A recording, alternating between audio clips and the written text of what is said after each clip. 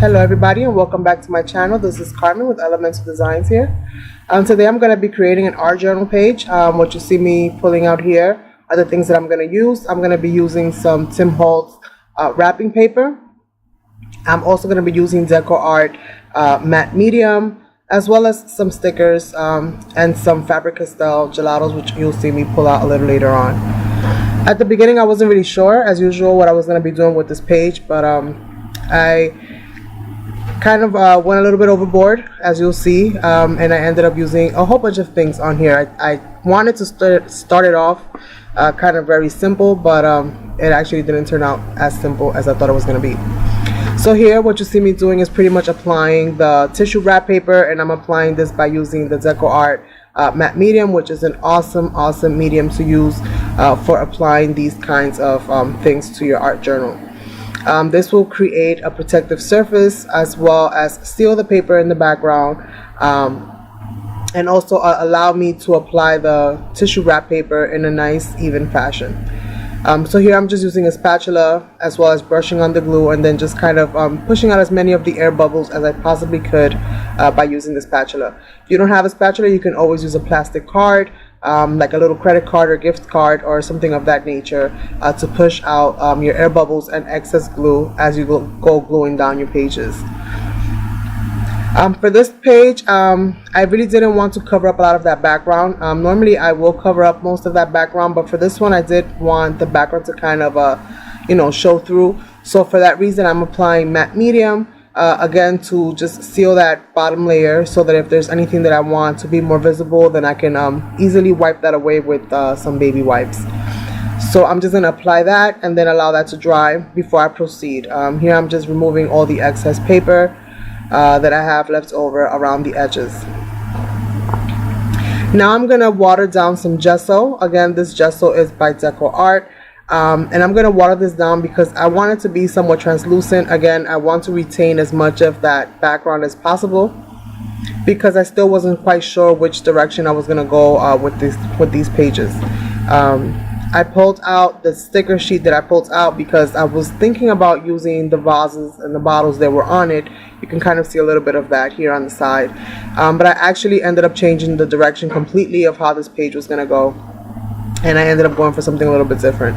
You will see me in a later video create something with the remainder of those stickers. So here again I'm just passing down a baby wipe because I want it to be as translucent as possible, and I'm doing the same thing to the other side of the page as well, and just trying to apply it as thinly as possible and as evenly as possible, and then again just with the baby wipe just going over it to make it a little bit even more translucent. Then I will allow this to dry as well. For a speedier drying time, then you might want to apply a heat tool to this. So now that my page is dry, I'm going to pull out some gelatos. Now here's where I kind of changed course, because I opted for a Prima doll. And I'm using Jane Davenport's incredible fountain pen to kind of create a little rough idea of where everything was going to be. And I've pulled out my colors. And again, I was initially going for one thing and I ended up going somewhere completely different with this. I went and added way too many colors. In retrospect, I probably should have removed maybe that green out of there and just kept it with the yellow, the pink, and the orange. I think that probably would have been a little bit better. But I went and I used red, and I used, yellow, green, and orange, and pink. Now I'm using two different kinds of water-soluble mediums here. I'm using Faber-Castell gelatos, and these are the children's version gelatos. These are for it's not the regular gelatos that they sell. It's the one that they've made for kids to play with, which I have found to be, they're pretty much the same exact product. The only difference is that the barrel might be a little bit smaller, and you get more in the pack for less the money. And then the other brand is Crayola, and they're the Portfolio water-soluble wax crayons. These are two very different kinds of mediums. The Crayola one is very waxy, so I don't use it as much because it is kind of waxy. However, it does apply okay, when you wet it down, and you can even rub it out, and it'll still have pretty decent flow. The Faber-Castell is a lot more vibrant. It's a lot easier to kind of maneuver, and also, you know, to apply, you know, some kind of wet, like a wet wipe, or even brush on some water. You can use it kind of like a watercolor if you wish. You can do that with both of them actually. I just actually like the other ones, the Faber-Castells, a lot better than I do the Crayola ones. I've tried them on several applications, and I just really don't like the consistency of them, but you have them, so you might as well use them. So I'm gonna go back into these colors several times. And here I'm just applying some matte medium to kind of seal those into the background, because I wasn't sure if I was going to leave it the way it was, or if I was going to, you know, kind of push them back a little bit. So I just wanted to go ahead and seal that in a little bit, just in case I did decide to go a different route with this, because art is always evolving, especially when you don't really have much of an idea of what you're going to do. Things do tend to change in the process of it all. So here now I'm going to go ahead and work with stamping my image out. And again, this is a Prima doll that I'm going to be using, and I'm going to be stamping her out on 2 different kinds of cardstock. The first one is one that I thought was closest to, you know, actual skin color, which is like this nude kind of color. And these are, this is Recollections. This is cardstock by Recollections. And the tool that you see me using, that is a tool that I created, is my own personal little stamping tool. And I do have a video of that on my channel if you wish to, you know, create your own. And I call it Corky. So if you look for CORKY stamping tool, then most likely you'll find my video. So here I'm just going to pretty much remove all the excess until I just have her. I'm going to use my tool there to remove that space right around her arm. And then I've stamped her out twice. The second one that I stamped her on was a pink paper. And again, this is also by Recollections. And all I wanted from this paper was the dress form. So here I'm removing, you know, all of that excess. And the scissors that I'm using are by EK Success, and they are absolutely marvelous. It's like butter when you use them.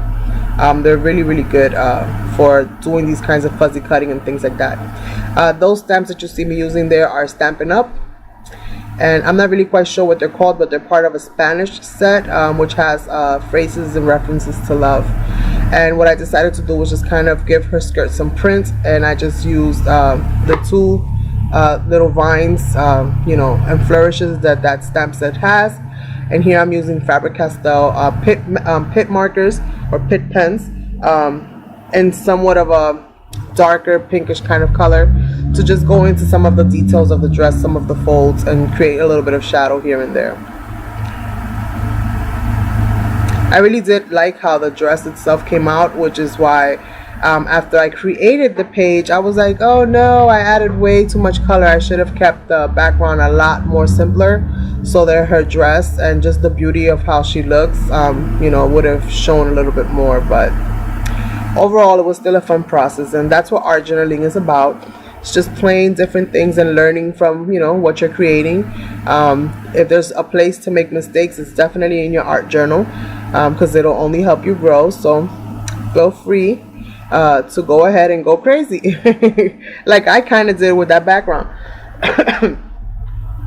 So here again with the Faber-Castell pens, I just kind of went in and just tinted up her skin tone a little bit. I'm also going to be using these markers for her hair, and this is India ink, so it's permanent.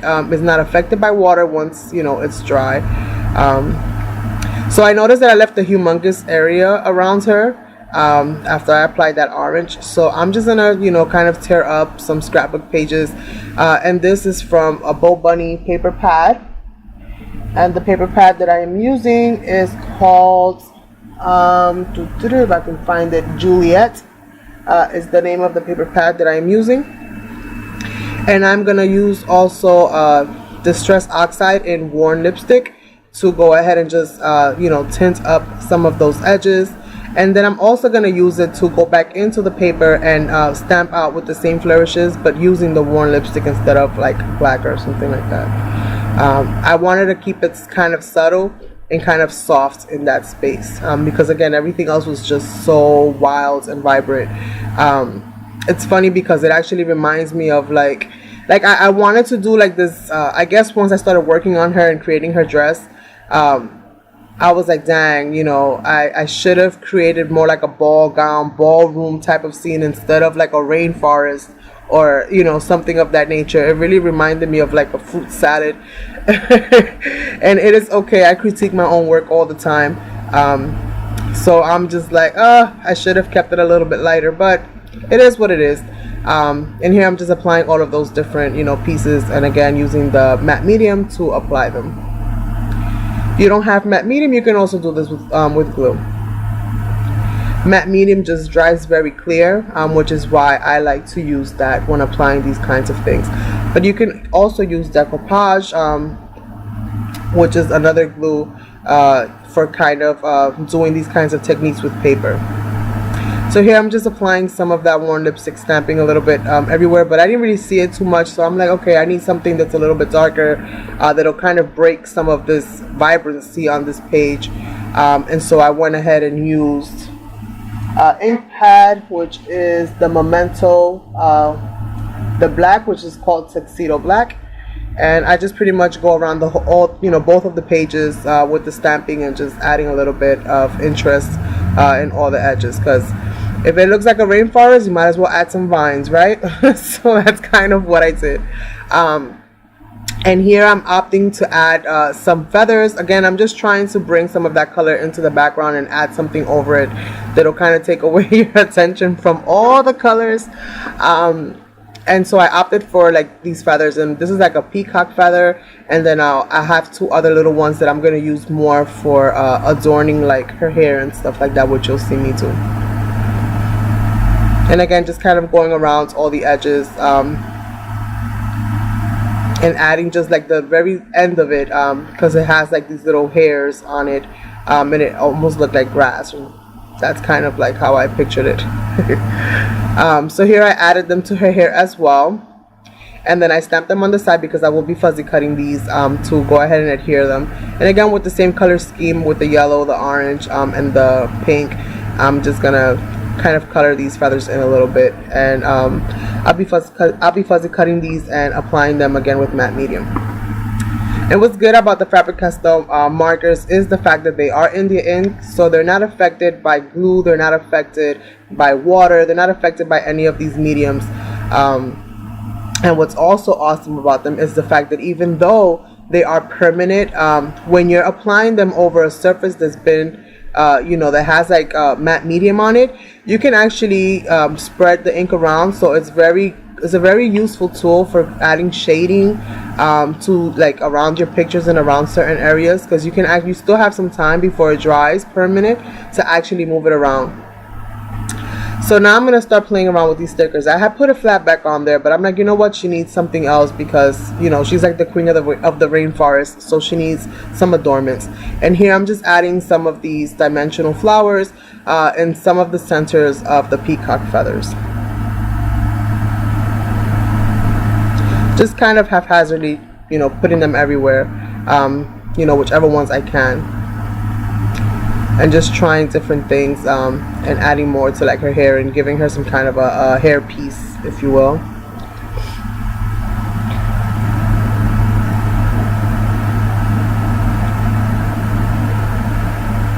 And I removed the tops, the dimensional part of some of the stickers, just to continue to add more here and there, and I added one on her dress. Now this is another thing that I probably should have thought a little bit more about before I actually put it down. Because the golds didn't really go well with the rest of the colors. But I wanted to put this video up more or less so that you guys can kind of, you know, maybe see the do's and the don'ts.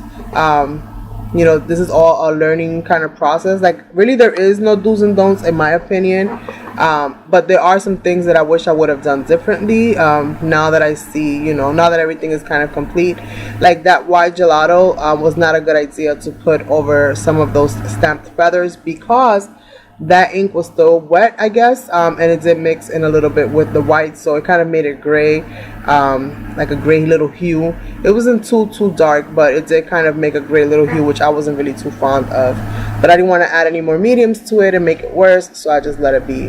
And here I'm using another Faber-Castell pit marker or pen, however you call it, and I am just kind of going over the part that says hello so that it kind of stands out, because otherwise it would just kind of fade into the background and you wouldn't really be able to see it. But by me adding the black around it, it kind of made it pop out a little bit more. And I'm just using a baby wipe to kind of just go over the letters and just make sure that the letters themselves are not dirty, and also removing some of that black because it was a little bit too intense. And again, that's what's awesome about using a product like Matte Medium to, you know, kind of go over your surface, because it allows you to kind of make simple corrections, you know, when you're applying something over it. So I felt like I needed something else, so I found this one piece of scrap paper that kind of reminded me of a banner. So I'm like, you know what, I'm gonna make a banner, and I stamped the word beautiful on that, which is one of those dies that you get from overseas, and pretty much again with the worn lipstick, kind of trying to bring it all together, and did some stamping on that as well. And here I just created a very simple kind of banner. I'm gonna add a little bit of the ink to the edges just to make that banner stand out a little bit more.